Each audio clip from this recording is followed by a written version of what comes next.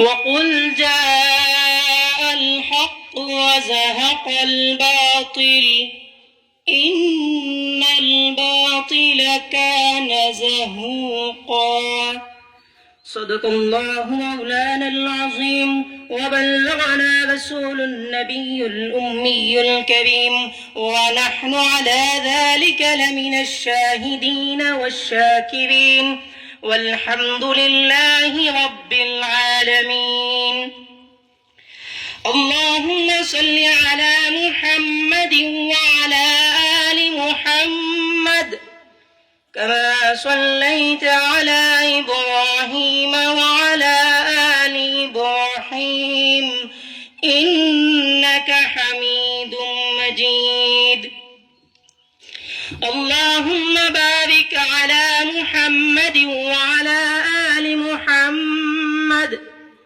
كما باركت على إبراهيم وعلى آل إبراهيم إنك পর্দার আড়ালে অবস্থানরত শ্রদ্ধা সম্মানিত মা ও বোনেরা, আমি সর্বপ্রথম মহান রব্বে কারীমের দরবারে শুকরিয়া আদায় করছি, যিনি আমাদেরকে দয়া করে মায়া করে মেহেরবানি করে বুজুর্গানদের মাহফিলে এসে কোরআন ও হাদিসের আলোচনা করবার এবং শুনবার তৌফিক দিয়েছেন।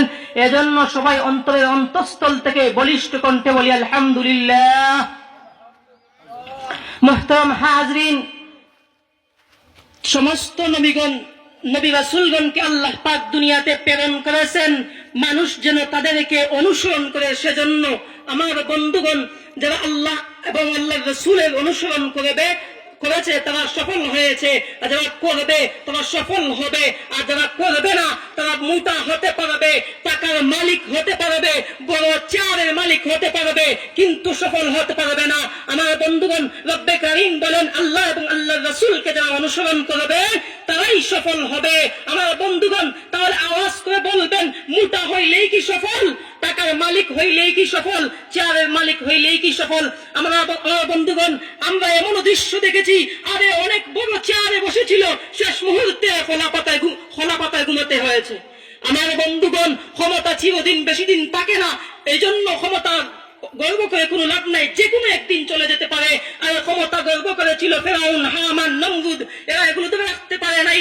আমার বন্ধুগণ, আমরা নিজ চোখে দেখেছি আমাদের দূষর সরকার হাসিনা তার ক্ষমতা ধরে রাখতে পারে নাই। আমার বন্ধুগণ, এই ক্ষমতা পেয়ে কতই না অত্যাচার, জুলুম, নির্যাতন করেছেন আলেম উলামাদের প্রতি। আরে আলেম উলামাদেরকে এদেশের সবচেয়ে বড় শাইখুল হাদিস আল্লামা মামুনুল হক সাহেবের পায়ের মধ্যে বেড়ি লাগিয়েছে, হাতের মধ্যে হ্যান্ডকাপ পরিয়েছে, জেলের মধ্যে দিন পর দিন নির্যাতন করেছে, এরপরে ক্ষমতা টিকে রাখতে পারে নাই। আমার বন্ধুগণ, শেষমেশ পালাতে হয়েছে ভারতে নরেন্দ্র মোদীর কাছে। আমার বন্ধুগণ, ও পালিয়ে গিয়েছে, আবার কখনো ফিরেছে রিক্সাওয়ালা হয়ে, কখনো তো ফিরেছে হেলমেট বাহিনী হয়ে। আমার বন্ধুগণ, এখন আবার ইস্কনদেরকে লাগিয়ে দিয়েছে মুসলমানদের বিরুদ্ধে।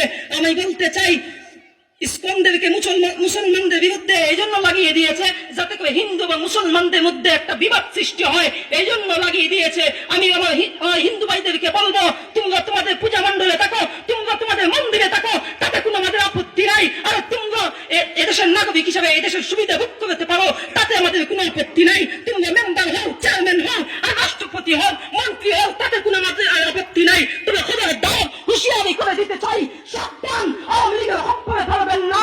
আরে ওই ভারতের হোসাই নরেন্দ্র মোদী হক করে ফেলবেন না, আর আওয়ামী লীগের তাদের হক করে ফেলবেন না। যদি পারেন তাহলে মনে রাখবেন, আমরা মাদ্রাসায় পোল্ট্রি পালিও না, পোল্ট্রি মুখবো না।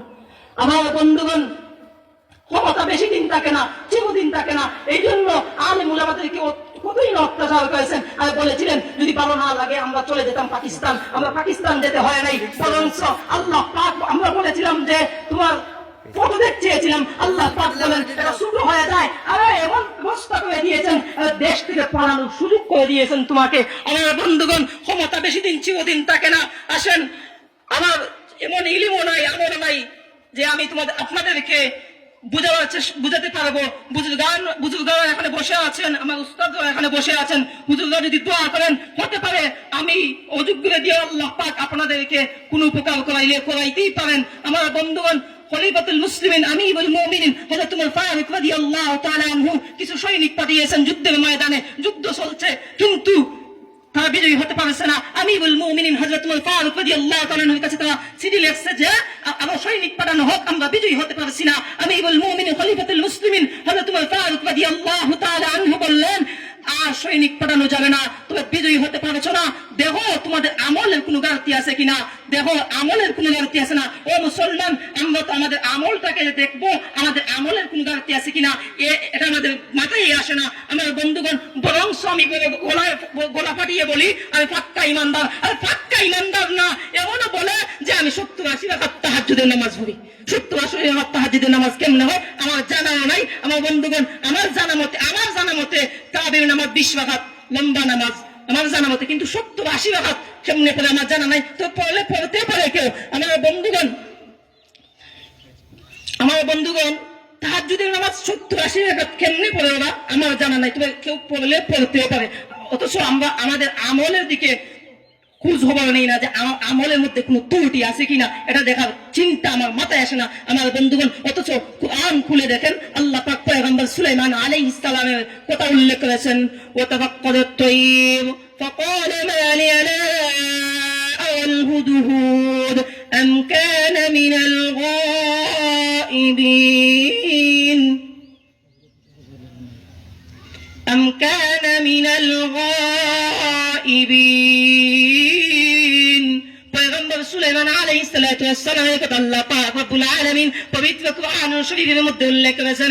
আমার বন্ধুগণ, পয়গম্বর সুলাইমান আলাইহিস সালাতু ওয়াস সালাম শূন্য বিমান নিয়ে ওড়েন, সিংহাসন, আমি বিমান বলতে আসি, সিংহাসন নিয়ে শূন্য ওড়েন। একদিন পাখিদের খোঁজ খবর নিতে গিয়ে দেখেন হুদহুদ